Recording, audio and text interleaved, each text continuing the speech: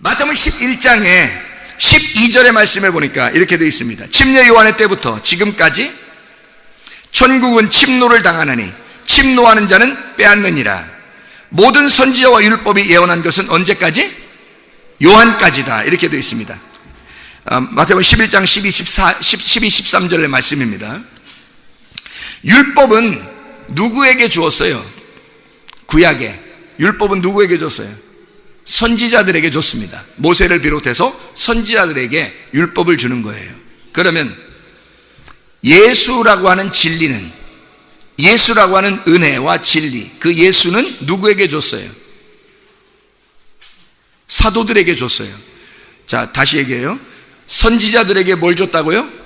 율법을 주셨다고. 이 율법이라고 하는 것이 선지자 때까지가 마지막 선지자가 누구겠어요? 그럼 요한이라는 사람이에요. 요한이라는 사람까지 이렇게 율법이 주어졌단 말이에요. 그 율법이 주어서 여기까지 주어졌는데, 이때는 은혜와 진리라는 예수님이 아직 나타났어요? 안 나타났어요? 안 나타났어요. 아직 안 나타나가지고 이게 요한까지 딱 있는 거예요. 여기 감추어져 있는 거죠. 여기. 그러니까 은혜와 진리는 요한 이후에 예수님이 나와야지만이 감추어진 게 드러난 거예요. 숨어있던, 뱃속에 있던 게 나타난 거죠. 이게 요한 이후에 나타난 거죠. 예수님이 은혜와 진리라는 것이. 그래서 나타나서 누구를 선택해요? 12명이라고 하는 사도를 선택해서 자기를 보여주는 겁니다. 자기를 보여줘. 이 세상 사람들에게 자기를 보여줘. 이제 감추어졌던 예수가 드러난 것입니다. 이제 감추어지지 않고 계시가 나타난 거예요. 맞죠? 계시가 나타났어. 자, 율법 선지자 후에 복음이 전파되었다. 그 말이죠. 성령으로 함께하는 자들, 사도들에게 이 말씀이라는 주님이 나타났다. 감추어지지 않았다, 이 말이에요. 그걸 설명하려고 한 거예요. 요한 때까지는 감추어졌다, 그 얘기하는 거예요. 복음이라고 하는 게 뭐예요? 그러니까 그리스도의 말씀을 얘기하는 거고, 그리스도의 말씀은 뭐예요? 진리를 말하는 거고, 그 진리가 생명을 말하는 거고, 그 생명은 영원한 생명을 의미하고 영생을 의미하고, 그 영생은 영에 대한 이야기예요. 육에 대한 이야기가 아니고. 그래서 말씀이라는 이 진리는 영에 대한 이야기예요. 여러분이 교회 나올 때 육신적인 얘기 들으려고 왔어요? 영적인 얘기 들으려고 왔어요? 영적인 얘기 들으려고 말은 그렇게 한다는 거죠. 영적인 얘기 들으려고 교회를 왔는데 육신적인 얘기를 해야 좋아하는 거, 사람들이. 희한하죠? 어둠에 있는 사람들은 어둠을 좋아하니까 그런 거예요. 빛이 오면 전쟁을 해야 되니까. 빛이 오면 이게 싸워야 되거든. 그러니까 영적인 얘기, 내가 육신적인데 영적인 얘기가 오면은 싸워야 되잖아요. 싸워서 또 자기가 또 져야 돼. 이게 이기라고 안 해. 꼭 지라고 그래. 그러니까 영적인 거 와가지고 이 말씀하고 싸워서 내가 져야 되니까 이게 기분이 별로 안 좋거든요. 맨날 싸워야 되니까 복잡하고 피곤하고 힘들어. 그래서 아예 그냥 어둠, 같은 육체, 같은 어둠끼리 있으면 그게 좋은 거야. 편안하고. 그게. 근데 영적인 얘기가 빛이 딱 오면 어둠은 그냥 막 찢어져야 돼. 막 찢어지고 파괴가 돼야 되고, 막 무너져야 되고, 멸망해야 되고, 넘어져야 되고, 막 이러거든요. 그러니까 빛이 와가지고 자기를 쓰러뜨려 버려. 그러니까 이게 뭐 편안한 게 아니야. 복잡해, 힘들어요. 그거를 당하려고 하니까 사람들이 쉽겠냐고. 이게 쉽지 않죠. 안 좋단 말이야. 그래서 그거를 자꾸 거부하는 거예요. 이게 오면은 자기가 한번 인생을 이제 바꿔서 살아야 되니까, 인생을 바꿔 사는 게 이게 쉽겠냐고요. 그러니까 자기가 그렇게 살고 싶어, 안 살고 싶어요? 안 살고 싶다고. 그냥 이대로 그냥 쭉 갔으면 좋겠다고. 근데 이게 자꾸 바뀌어야 된다고 하니까 교회에서 말씀을 나눌 때 맨 밖에 있는 말씀을 막 증거할 때 막 찢으려고 하니까 이게 뭐 같아요? 칼과 같아. 칼이 와가지고 자꾸 내 가슴을 갖다 찢으려고 하니까, 이 말씀의 칼이 와가지고 나를 난도질하니까 이게 내가 살해당하는 것 같고, 내가 폭행당하고 내가 죽을 것 같은 거예요. 이게 빛이 자꾸, 저게 빛이라고 그러고 저게 말씀이라고 그러고 저게 칼 같은데, 칼이 팍 와가지고 나를 꽂히니까 이게 편안한 게 아니란 말입니다. 그럴 때 진리의 말씀인 거예요. 진리의 말씀은 영이기 때문에 이 영은 육하고 부딪히면 반드시 충돌이 일어납니다. 그래서 서로 원수이기 때문에요, 충돌이 일어나서 반드시 한 명은 지고 한 명은 이겨야 되는 거예요. 예수가 우리에게 말씀으로 전달될 때 여러분을 죽이고 예수가 들어가길 원하셔요. 아니 뭐 주님 먼저 죽으신다면서요. 죽었다니까요. 여러분이 죽였다고. 여러분이 예수를 먼저 죽여서 그분을 폭행하고 살해해서 그분의 가슴을 찢었다니까요. 그래서 여러분은 그 속에 있어요. 우리는 그 속에 있는지도 모르는데 그 주님은 그렇게 생각한다고. 자녀들이 부모를 떠나서 막 자기들 맘대로 막 살려고 그래. 자기들 맘대로 자기 뜻대로 막 하려고 그래. 그러면서 부모 마음도 몰라. 근데 부모는 항상 가슴속에 누가 있어? 내 자식들이 있어. 자식들이 멀리 가서 뭐 해봐. 어디가 가 있어봐. 군대 가 있어봐. 학교 가 있어봐. 직장 가 있어봐. 아니면 뭐 해외로 어디 출장 가 있어봐. 가슴 안에 늘 자식 생각이. 부모들은 자식이 이 안에 같이 있는 거야. 같이. 근데 자식들은 부모가 이 가슴 속에 심장으로 이렇게 자기를 갖다 집어넣고 있는지 알아 몰라? 몰라. 그냥 다니는 거예요. 군대도 가고 학교도 가고 직장도 가고 출장도 가고. 출장 가니까 막 좋네 그러면서 막 부모 생각도 안 해. 그냥 막 많이 먹고 그냥 잘 놀고 그냥 막 하다가 나중에 다 올 때 이제 뭐 초콜릿 하나 같은 거 하나 사오고 이렇게 딱 오는 거야. 이제 그렇게 오는 게 그게 자녀인 거예요. 부모만 자기 심장 속에, 자기의 가슴 속에 자녀를 품고 있어요. 그걸 자녀들이 몰라요. 처음엔 모른다고요. 근데 이거를 알려주는 게 뭐냐면요, 시대가 흘러, 시간이 흘러, 부모와 자녀의 관계가 점점 이렇게 지나가면서요, 나이가 먹어가는 거야. 나이가 먹어가면서 무르익어가면서 뭘 깨닫게 돼. 이게 마치 이게 딱딱했던 게 말이야, 푹 이게 삶아져가지고 말이야, 사람이 푹 삶아서 뭔가 푹 들어가는 것처럼 말이에요. 이렇게 사람이, 그게 나이 먹었다는 얘기예요. 그게 나이가 먹어가고 있다는 거예요. 그게 푹 뭔가 막 찔르면 그냥 눈물도 콜콜콜 이상하게 울컥울컥 나오고, 아니 누가 뭐 슬픈 얘기만 좀 하면은, 옛날엔 그렇지 않았는데 뭘 어때 뭐 그럴 수도 모르는데, 이상하게 좀만 누가 슬픈 얘기하면 괜히 눈물이 막 나고 막 이렇게 가슴이 뭔가 툭 찔르면 푹 터질 것 같은 그렇게 돼버리는 거예요. 이게 뭐냐면 나이 먹고 있다는 얘기예요. 나이 먹고 있다. 이제 뭐냐면 철 들어가고 있다. 철 들어가고 있다. 누가 철 들으면 일찍 죽는다 그러더라고. 철 일찍 들으면 일찍. 근데 철 들어가고 있다 이 말이야. 이게 지금 뭔가 마음을 알고 알아가고 있다는 뜻이에요. 무슨 말인지 이해가 되겠어요? 그렇게 마음을 알아가고 있다. 무슨 마음을 알게 되는 거예요? 무슨 마음을? 이제 인생을 살면서 나이가 먹으면서 이제 누구 마음을 알게 되는 거예요? 부모를 마음을 알게 되는 거예요. 부모 마음을 이제 이해가 되는 거예요. 처음에는 이해가 안 됐는데 부모가 늘 내 걱정으로 살아셨구나라는 걸 깨닫게 되는 거예요. 그게 나이가 먹으면서 철 들어가고 있다는 겁니다. 무슨 말인지 알겠어요? 나 때문에 저렇게 고생하셨구나. 나 때문에. 부모를 위해서가 아니라 나 때문에 저렇게 고생하셨구나. 그거 아무리 뒤를 돌아봐도 자기 때문에 고생하신 것 같고, 자기가 자기를 위해서만 산 것 같고 그러면 그건 부모도 안 해요. 그건 성경적인 부모가 아니에요. 성경적인 부모는 자녀를 위해서 희생하는 겁니다. 그게 하나님 아버지의 마음인 거예요. 자녀들은 몰라서 자기 따로 살지만 부모들은 그 가슴에다가 자녀를 품고 살아요. 늘 죽을 때까지. 이해가 됩니까? 죽을 때까지. 그러면서 하나님 마음을 깨달아가는 거예요. 이 사람은 또 부모가. 그래서 이 자식은 또 나이가 먹어가면서 점점 가슴을 찢기 시작해요. 자기가 막 찢어져. 이게 이상해. 가슴이 찢어지고 막 푹 들어가게 되고 막 이렇게. 그러면서 가슴이 열리게 되는 거예요. 그러다가 아버지 어머니의 그 부모의 마음이 이상하게 들어오기 시작해요. 심장이 알게 돼. 심장이. 그래서 부모의 심장이 이 속에 들어오게 되는 거예요. 그래서 이 자녀가 부모님을 깨닫게 되는 거. 이게 한 마음이 됐다는 얘기가 돼요. 이게. 그러니까 먼저 죽으셨다니까. 주님이 먼저 죽으시고 우리를 품었다니까요. 품어가지고 주님은 그렇게 가니까 우리는 몰라. 우리는 막 돌아다녀. 우리는 모르고 그냥 자기 마음대로. 그래도 아직 살 것 같은 거야. 아직. 예수님 마음 몰라요. 예수님 마음을. 예수님은 자기의 심장, 너는 나의 심장이야. 너는 나의 심장이야. 나는 너 없이 못 살겠어. 예수님은 늘 우리와 함께 있길 원하는데 우리는 잠깐 기다려요. 그냥 나 그냥 막 내 마음대로 좀 살고, 내 월요일부터 토요일까지 내 마음대로 살다가 주일날 한 번 내 찾아가면 되잖아. 전화 한 번 할 테니까 기다려. 나는 바빠가지고 전화도 못 할 테니까. 그렇게 자녀들은 그렇게 산다고요. 예수님은 늘 가슴에 우리들만 생각하고 사는데, 우리는 우리 마음대로 살다가 어느 날 예수님 한번 찾아오는 거야. 이해가 됩니까? 그렇게 살아가던 사람들이 어느 날 주님을 만나 가슴이 찢어지고 가슴이 문드러져서 자기의 가슴이 열리고 예수님이 들어와 버리면요, 말씀이 들어오기 시작하면 사람이 달라지는 거예요. 주님의 마음이 이랬구나. 가슴에 주님을 품고 평생을 사는 겁니다. 그게 바울이었어요. 바울. 하나님의 가슴에는요, 늘 바울이 가슴에 있었습니다. 스데반을 죽일 때도 하나님은 바울을 가슴에 품고 있었어요.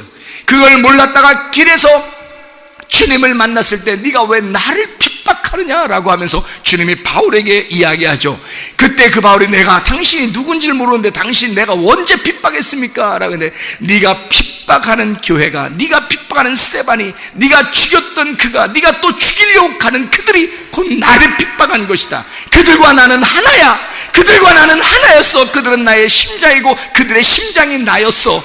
그들을 죽이는 것이 곧 나를 죽이는 거였다라는 걸 깨닫고 이 바울이 깜짝 놀란 거예요. 깜짝 놀라서 바울이 세상에요, 내가 당신이 그런 주님이라면 나도 당신을 나의 심장에다 집어넣겠습니다. 내 가슴을 찢고 내가 당신을 이 속에 간직하고 살겠습니다 라고 고백하고 평생을 스데반을 죽인 그 마음을 가지고, 그 예수의 마음을 가지고 그 심장으로 살아가는 거예요, 사도 바울이. 이해가 되십니까? 놀라운 거죠. 그런 주님이 먼저 우리의 심장, 자기의 심장으로 우리를 집어넣고 우리 보고 네 마음을 열어라, 네 가슴을 열어라, 제발 네 가슴을 찢어라, 너의 육체를 찢어, 너를 죽여, 너를 문드러지게 내가 너를 두드리겠다, 말씀으로 계속 두드리겠다는 거예요. 네 가슴을 열면 내가 들어가겠다는 겁니다. 어둠이 찢어지질 않는 거예요. 어둠이 사라지질 않는 거야. 계속 육체가 살아있는 거예요. 그러니 여러분이 선악과를 먹은 것이 이게 사라지냐고요. 선악과 먹은 그 죄에 대해서 깊이 간절하게 여러분이 하나님 앞에 기도해 본 적이 얼마나 되나요? 정말 선악과를 먹고 내가 예수의 가슴에 십자가에 못을 박았구나, 내가 그 가슴을 때려 죽였었구나 라고 하는 것을, 여러분이 그 가슴을 찢어 내가 주님을 죽였구나 하는 사실을 얼마나 알고 있어요. 여러분 그걸 얼마나 여러분 속에 간직하고 사냐고요. 그게 안 오는 사람은 아직 자기 가슴에 찢어지지 않은 거예요. 아직 주님의 빛으로 들어오시지 않은 거란 말입니다. 그러니까 말씀으로 살겠냐고요. 말씀으로 사는 거요, 솔직히 말해 성경에서 말씀으로 사는 건 여러분에게 말씀 살아주세요, 말씀 살아주세요, 오늘도 말씀 좀 읽으세요, 오늘도 기도하세요, 오늘도 제발 말씀으로 사요, 이거 안 합니다. 이거는 하는 게 아니에요. 왜냐하면 그건 율법적이기 때문입니다. 은혜와 진리를 깨달은 사람, 빛이 온 사람은요, 자기가 그렇게 안 하면 살 수가 없어요. 그 가슴에 예수가 내 심장이 되니까 그 심장이 없이는 나는 삶이 아니거든. 이해가 됩니까?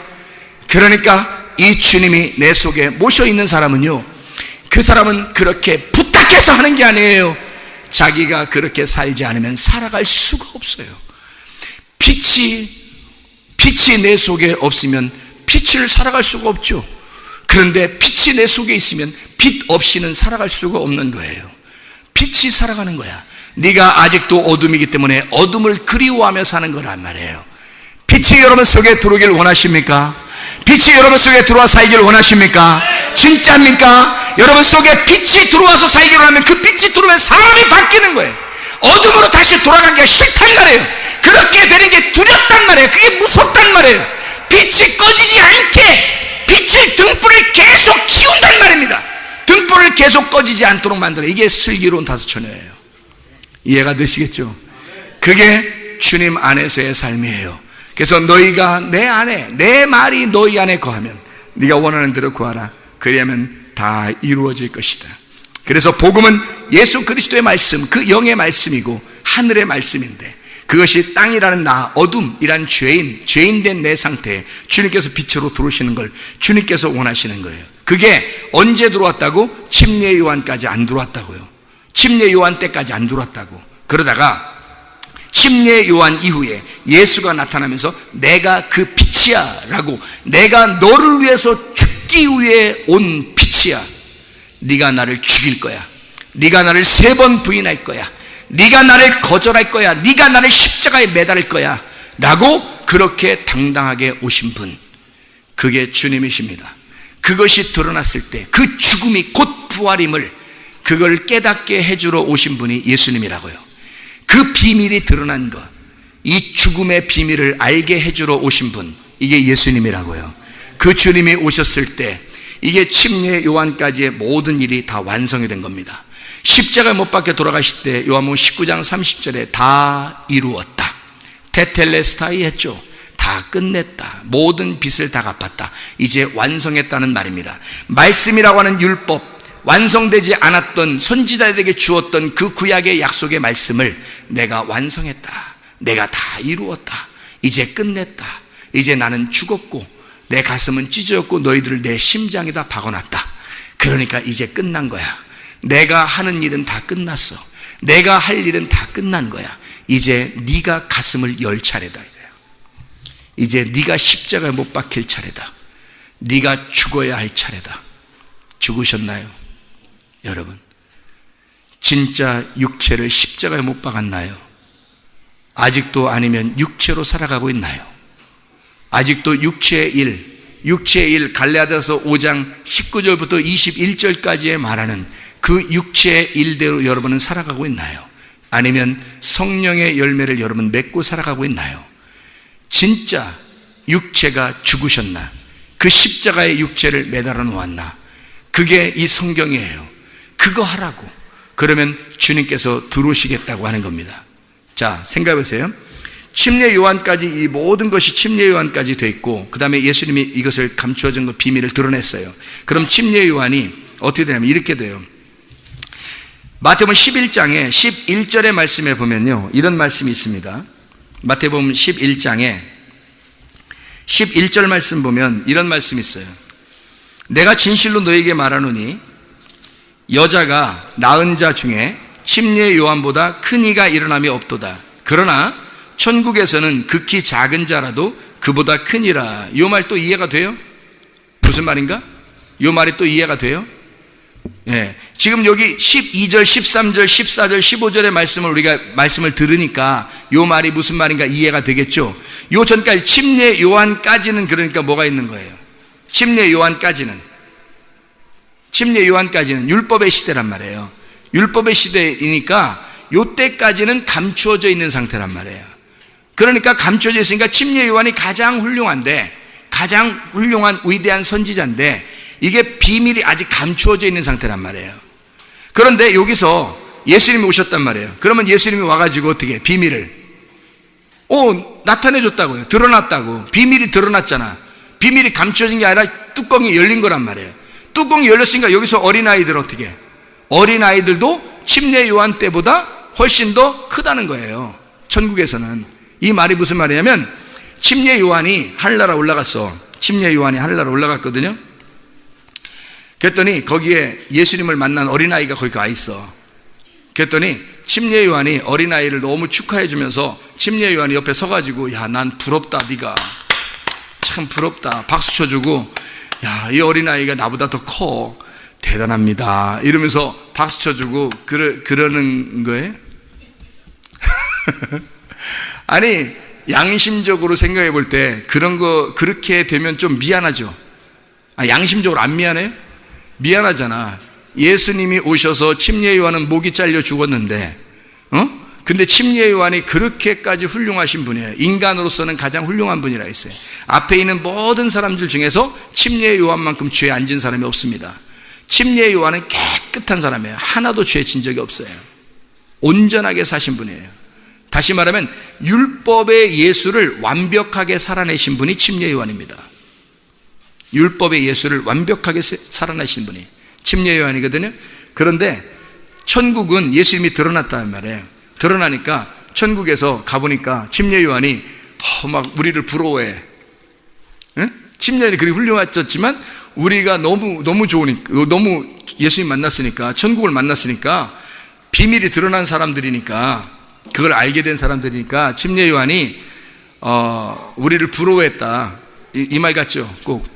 이게 한국말 읽어보면 그렇잖아요. 꼭 그런 거 같잖아요, 우리가. 그죠?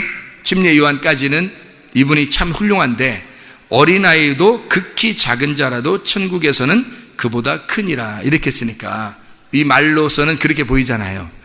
그러면 이게 하늘나라에 있는 얘기를 쓰려고 한 거예요? 아니면 지금 성경을 설명하려고 한 거예요? 성경을 설명하려고 한 거지 하늘나라의 모습이 그렇다는 얘기가 아니란 말이에요. 잘 봐요. 하늘에 올라갔더니 침례 요한이 박수 쳐주고 어린아이가 막 춤추고 있고 그런 게 아니란 말이에요. 침례 요한도 하늘나라에서는 엄청 크신 분이에요. 똑같아요. 예수님도 침례 요한도 그 지극히 작은 어린아이도 예수님 안에서 다 똑같은 분이에요. 천국에만 올라가면 다 똑같아집니다. 이것도 믿으셔야 돼요, 여러분이. 그래야 여러분 자신감 있게 사시지. 이거 안 믿어지면요, 나같이 이렇게 주님에게 열심히도 못한 사람은 하늘나라 가면 아이고 가기만 해도 좋겠다. 가면 진짜 상급을 많이 받은 사람들이 어마어마하게 많을 텐데 나는 그 꽃도바리에서 이렇게 서가지고 이거 어떡하지? 난 상급도 못 받고 그냥 이렇게 될 것 같다, 이렇게 생각하는 사람들도 있잖아요. 자, 우리가 너무 열심히 하지 말라 그랬죠? 너무 열심히 하면 자기 열심히 들어가. 말씀 듣고 그냥 가만히 있으라 그랬죠? 말씀 듣고 가만히 있는 게 그게 축복이에요. 하나님이 우리를 섬겨주시길 원하셔. 하나님이 우리를 자녀를 그렇게 섬겨주기 원하셔. 먹여주고. 여러분, 부모가 자녀들에게 어떻게 해요? 먹여주고 그러죠. 자녀가 부모에게 그런 사람도 있기는. 부모님이 아픈 사람들은 그럴 수도 있는데, 대개는 다 부모가 자녀를 걱정해서 먹여주는 거예요. 이해가 되시죠? 자녀가 먹이는 게 아니라 부모가 자녀를 먹이는 거거든요. 주님께서 우리를 걱정하시는 게 주님이 우리를 걱정하셔. 그래서 말씀이라는 먹을 거를 그렇게 많이 주고 싶어 하셔요. 우리한테 말씀이라는 먹을 거를 그렇게 주고 싶어 하시는 게 주님이십니다. 먹을 거 마실 거 입을 거를 걱정하지 마라. 주님이 주시는 건 이 말씀으로 너희를 먹을 거 마실 거 입을 거를 다 제공하시고 공급해 주실 것이다. 그게 주님 아버지의 마음이거든요. 교회에서 그러니까 어떤 사람은 열심히 하면 자기가 좀 상금 많이 받을 것 같고 열심히 안 하면 상금 못 받을 것 같고 이런 두려움, 이런 좀 뭔가 차이 나는 게 있다고요. 그래서 자기 자신이 좀 부담스럽다고, 이거 열심히 해야 되는데라는 마음. 근데 교회에서는 그런 게 아니에요.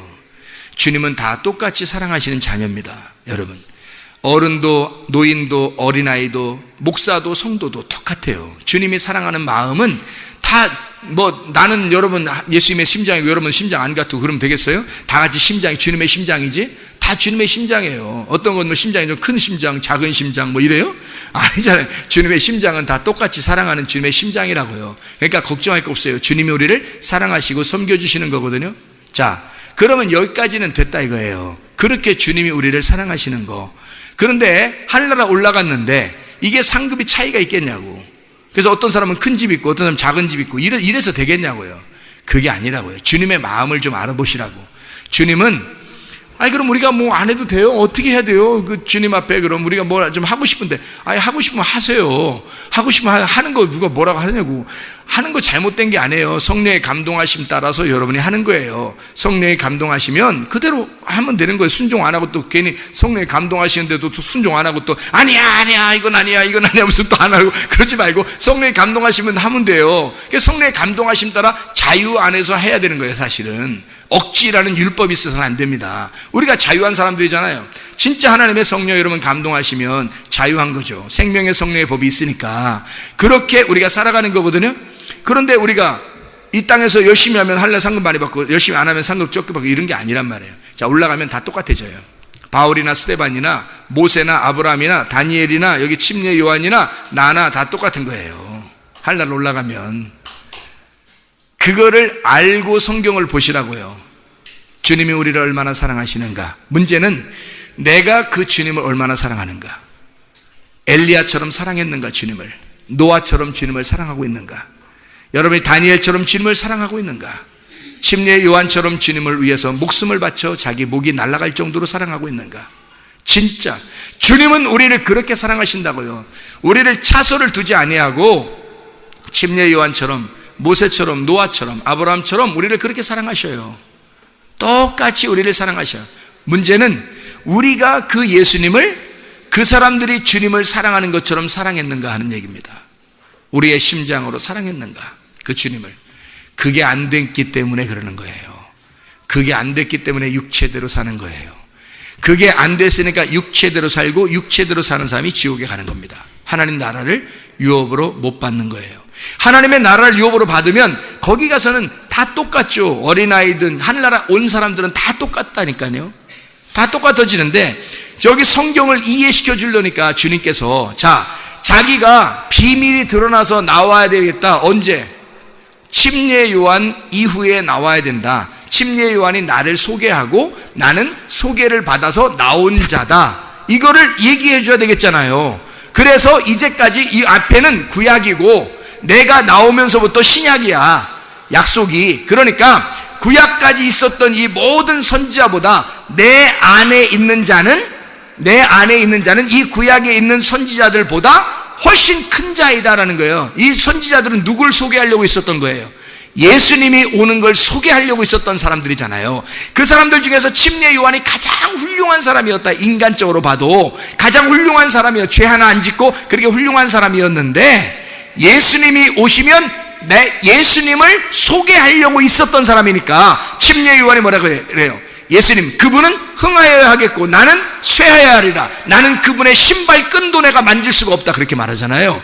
그게 뭐냐면 구약이기 때문에 그렇습니다. 예수가 하나님의 아들이잖아. 그 하나님의 아들을 소개하는 율법이니까, 율법은 구원을 받을 수가 없어요. 구약으로서는 구원을 받을 수가 없어요. 예수가 와야 구원이 오는 거예요. 그러면 구약에 있었던 모든 사람들 어떻게 구원받았겠어요? 예수가 오면서 구원받는 걸 싹 다. 무슨 말이냐면, 죄를 진 사람도 구원받, 이런 말이 아니라 노아, 모세, 다니엘, 침례 요한 이런 사람들은 완전한 사람들이 아니었어요. 구약이니까 그들은 하나님을 섬겼다고요. 앞으로 오실 그 예수, 하나님의 아들을 갖다가 기대하면서 소망하면서 살았다고요. 그 소망이 믿음이에요. 그가 예수님이 오신다는 사실을 깨닫고 그 예수를 소개하는 거예요. 메시아가 올 거다, 메시아가 올 거다, 이렇게 소개하면서 사는 사람들, 구약에 있는 선지자들 있잖아요. 그 사람들은 그것이, 그 소망하는 게 믿음이라고요. 그게 그 믿음으로 하늘나라 가는 거예요. 그 사람들은 아브라함 믿음 있었죠. 노아 믿음 있었죠. 에녹 믿음 있었죠. 다니엘 믿음 있죠. 여기 침례 요한 믿음 있죠. 앞으로 오실 그 메시아를 기대하면서 그들이 소망을 갖고 믿음을 가졌단 말이에요. 그들은 그 믿음을 갖는데 실제로 진짜가 나타났단 말이에요. 누가 그래? 진짜가 나타났네. 그러잖아요. 진짜가 나타난 거야. 그게 누구예요? 예수님이에요. 진짜 예수님이 나타난 거야. 그러니까 이 앞에 있는 것들은 그림자였잖아. 그림자. 예수님이 오시는 것을 기대하며 사는 사람들인데, 진짜 예수님이 오신 거예요. 진짜 예수님이 와버린 거야. 그러니 누가 큰 거예요? 진짜 예수님이 커버린 거예요. 큰 거지. 진짜 예수님이 진짜지. 이 앞에 있는 것들은 그러니까 다 가짜가 돼버리는 거지. 그렇죠? 그런데 이 사람들 다 지옥 갔다? 그런 말이 아니라니까. 그 사람들은 예수가 오심으로써 완성이 되는 거란 말이야. 예수가 오심으로써, 예수가 십자가 못 박혀 돌아가심으로써 이 모든 하나님을 기대하고 예수 그리스도를 기대하고 소망하던 그 사람들은 믿음으로 하나님 나라에서 하나가 다 돼버리는 거죠. 이 사람들이 예수 그리스도가 십자가 못 박혀 돌아가심으로 인간으로 태어난 모든 사람들이 다 완성이 돼버리는 거란 말이에요. 이해가 되겠어요? 하나님의 사람들, 인간으로 태어나 예수를 기대하면서 살았던 그 하나님의 사람들이 예수가 십자가 못 박혀 돌아가시면서 우리처럼 똑같이 완성이 되어버리는 거예요. 이해가 되겠죠? 그러니까 그 전까지는 이 말씀이 완전히 이루어지지 않았기 때문에 요 앞에서는 완전치가 않다. 그러니까 예수 이후에 비밀이 드러난 그 상태에서의 어린아이들이 침례 요한보다 큰 거다. 주님 안에 있으니까, 예수님이 큰 거니까 라고 그 말씀을 소개하는 거란 말이에요. 하늘나라 올라가면 다 똑같습니다. 다 똑같아져요. 침례 요한 어쨌든 하늘나라 올라가시라고. 그래야 똑같은 줄 알지. 올라가지도 못하면 아이고 거기는 1등 2등 3등 다 이렇게 있을겨. 그건 여러분 생각이고, 그건 여러분 성경에서는 그렇게 안 한다고. 성경에 그렇게 안 한다고. 진짜 올라가기만 해보셔. 올라가기만 해보셔. 어떻게 생겼나. 제발 올라가기만 해보셔요. 어떻게 생겼나. 그게 이 세상에 올라가면요, 하늘나라 올라가잖아요. 아브라함을 만날 겁니다. 같은 형제로서 만날 겁니다. 노아를 만날 겁니다. 모세를 만날 겁니다. 에녹을 만날 겁니다. 다니엘을 만날 겁니다. 침례 요한을 만날 겁니다. 그들과 함께 말씀을 나눌 거예요. 같은 형제로서. 하늘나라 올라가면 나도 그 말씀을 깨닫고 그 진리의 말씀인 예수를 깨닫고 왔습니다 라고 서로 눈물을 흘리면서 만날 거란 말이에요. 하늘나라 올라가면요, 서로 1등 2등 3등 4등 있는 게 아니에요. 그러면 꼴찌도 있을 거 아니야. 1등 있으면 꼴찌도 있을 거 아니야. 하늘나라가 그래. 하늘나라가 그래. 그런 게 무슨 하늘나라야. 말도 안 되는 소리예요. 이 땅에서 하나님의 자녀들에게 하나님께서 뭘 그렇게 바라겠어요? 뭐가 필요해서? 하나님은요, 여러분 자신을, 하나님은 그냥 사랑하셔요. 너는 나의 심장이야. 나는 너를 뗄래야 뗄 수가 없어. 나는 너고 네가 나야. 네가 아직 그걸 몰라서 그렇지 나는 그걸 분명히 알아. 그러니 나는 너 없이 살 수 없다. 나는 너를 정말 사랑한다. 네가 나를 죽였잖아. 이제 좀 알겠느냐. 네가 나를 3번 부인했잖아. 이제 좀 알겠느냐. 내가 너를 찢는 날, 하나님의 말씀이 들려지고 네 가슴을 찢는 날 내가 네 안에 들어가 함께 먹고 함께 마시고 함께 혼인잔치를 할 거야. 기도하겠습니다. 우리 하나님 아버지, 사랑과 은혜를 감사를 드립니다. 아버지 하나님, 이 귀한 말씀들을 우리에게 공급해 주셔서 고맙습니다. 아버지 뜻대로 살다가 주님 만나게 도와 주시옵소서. 예수 그리스도 존귀하신 이름 받들어 기도 올리옵나이다. 아멘.